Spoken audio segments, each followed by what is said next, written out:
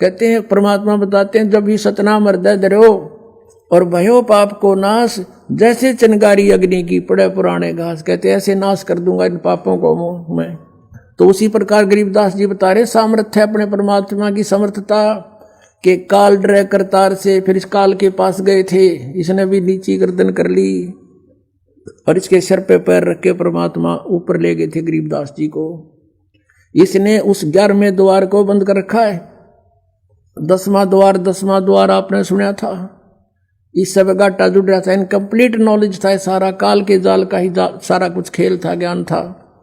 अब 11वां द्वार जो है इस परब्रह्म के लोक में अक्षर पुरुष के लोक 7 संग ब्रह्मांडों में प्रवेश करता है और फिर परब्रह्म के यानी अक्षर पुरुष के 7 संग ब्रह्मांडों को पार करके 12वां द्वार आता है, उसको पार करके सतलोक जाया जाता है।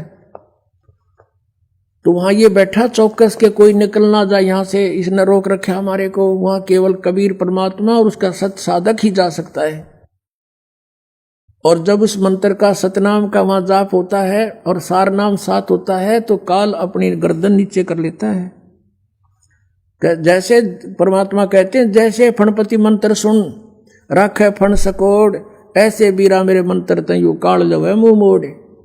जैसे फनपति यानी सर्प को गारुड़ लोग एक मंत्र बोल देते हैं, मंत्र बोलते ही वो अपने फन को ऐसे उठा रखा हो तो ऐसे कर लेता है नीचे को और भागने की चेष्टा करता है, उस मंत्र में इतनी शक्ति होती है।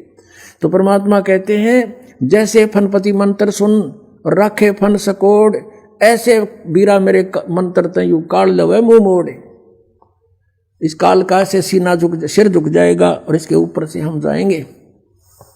तो गरीबदास जी कहते हैं, काल डरे करतार से। कबीर परमात्मा उन्होंने बता दिया अनंत कोट ब्रह्मांड का एक रति नहीं बाहर, और सतगुरु पुरुष कबीर हैं ये कुल के सृजनहार।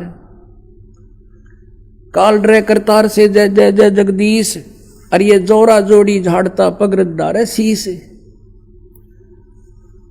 और काल जो पीसे पीसना, और यह मौत है पनिहार, ये 2 असल मजदूर हैं मेरे सतगुरु के दरबार।